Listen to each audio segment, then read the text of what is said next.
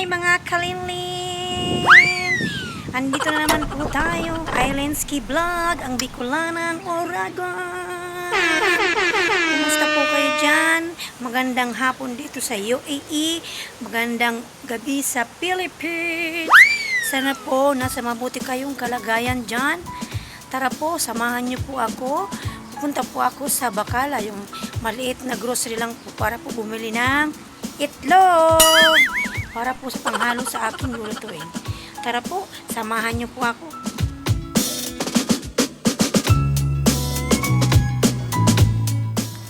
Ay mga Kalinski, sobra pong maaraw. Mahangin din pala. Tigit sa lahat, sobrang init. Papunta na po tayo sa Bacala para may bibilin tayo. Pasok ako ah. Say hi brother to my vlog. Hi brother, say hi to my vlog brother. Nandito po ako kasi bibili po ako ng itlog. Ayan po. Nasa grocery na po tayo. Ayan po. Kuha lang ako sa ref. Ayan. Siguro mga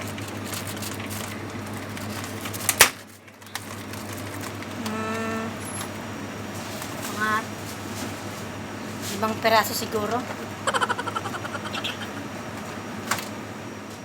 Ayan po mga kalinlin, na kabili na po ako. Ito po, paalis na ako. Thank you brother. Bye. Ayan po. Nasa labas na po ako. Ayan po, sobrang maaraw. Sobrang maaraw siya oh. May dumang sakyan. Hi mga kalinlin, ito po ang ingredient, lahat ng ingredient na ating gagamitin sa paggawa po ng goto or lugaw. Sabi nga sa Pilipinas, yung lugaw daw is non-essential. Ito po yung gagamitin natin. Yung quick cooking white oats. Ito po. Meron din po nito sa Pilipinas kung gusto nyo pong gumawa ng ganito. Marami naman pong mabibili dyan. Then, yung mga ingredient po ay yung white onion, garlic, then yung onion leaves, then yung ating ginger. Then yung gagamit po tayo ng ground black pepper or paminta. Then yung patis, ayan po yung patis. Then, dalawang itlog po, gamit po tayo ng dalawang itlog.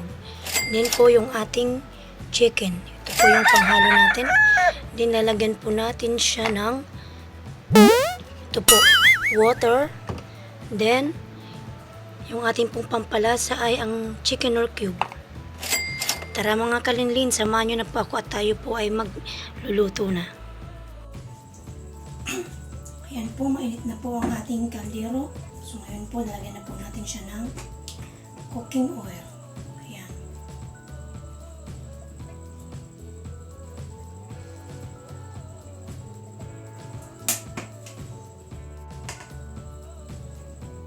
Ayan po. Tignan natin yung white onion.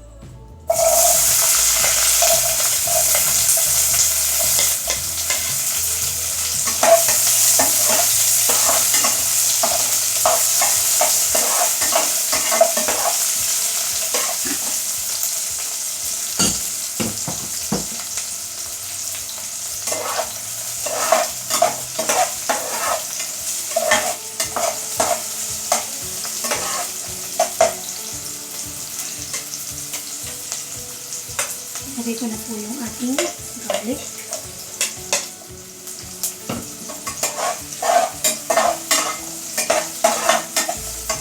Lagay lang po natin.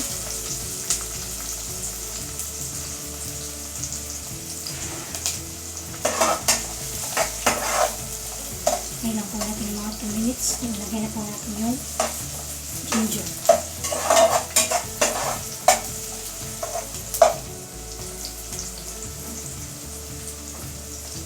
Ilalagay ko na po ating ginger.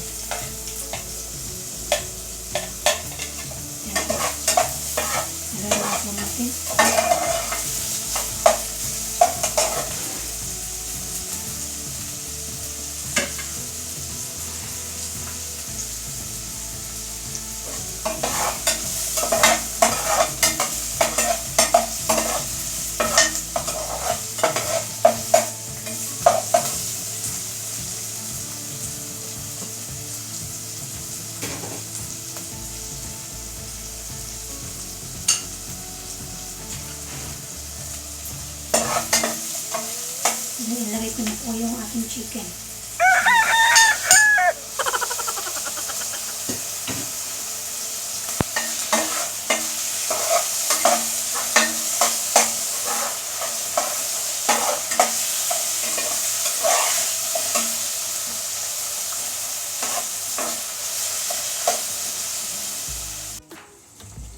Ayan po.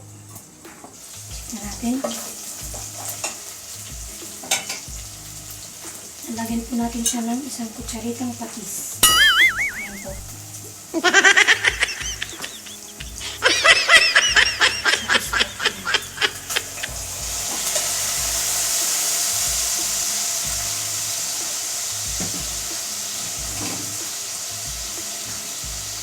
Then, nalagay ko na rin po yung ating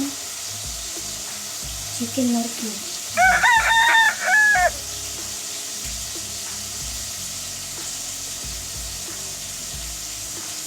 Then, nalagay ko na rin po siya ng paminta. Yan po.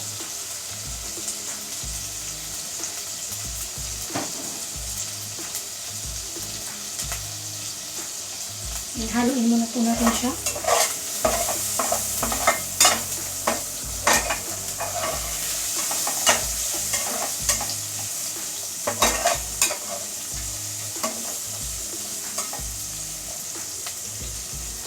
Ayan po.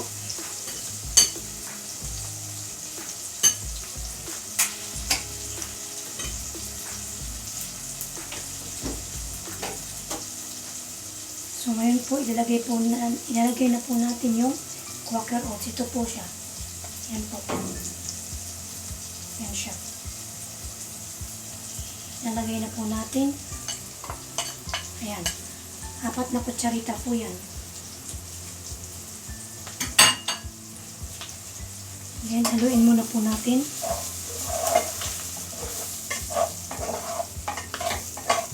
Haluin natin mabuti. Ayan po.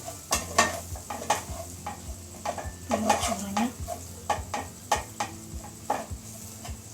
Ayan na po. So, ayan po, lalagyan po natin siya ng hot water. Ayan po.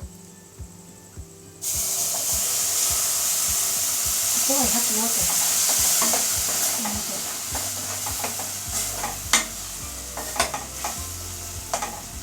Tatansyahin po natin yung dami ng tubig.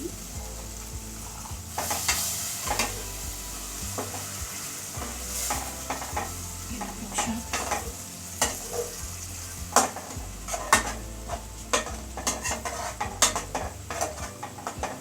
Haluin lang po natin.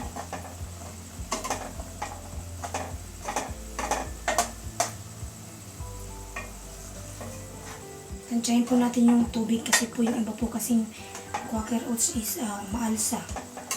Kailangan natin tansyahin yung paglagay ng tubig. Ayan po.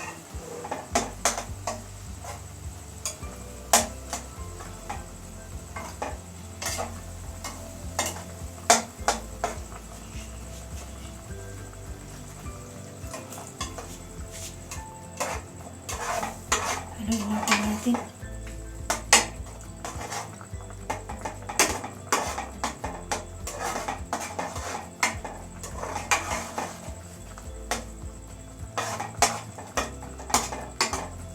Haluin pa po natin ang tubig.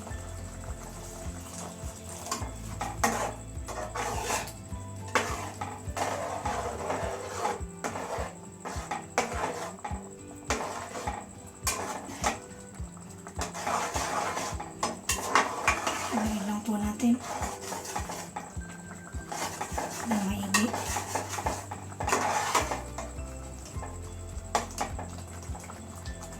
Ayan po siya mga kalingin.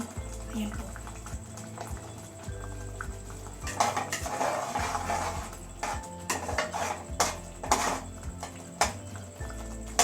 Ayan muna natin po siyang kumulo.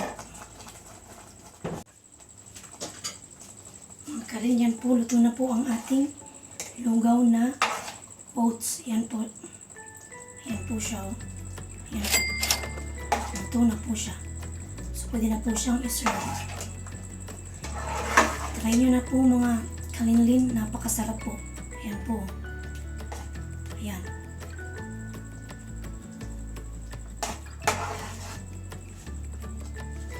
Ayun po, pwede na po siyang iserve. Ayan na po mga kalinlin, yan na po ang ating finished product. Yan na po ang ating goto na gawa sa Quaker Oats. Try nyo na po, napakasarap po. At very easy lang po ang mga ingredient na ginamit. Yan lang po. Maraming salamat po. Huwag niyo pong kalimutan mag-share, like, and subscribe. Thank you for watching. Bye!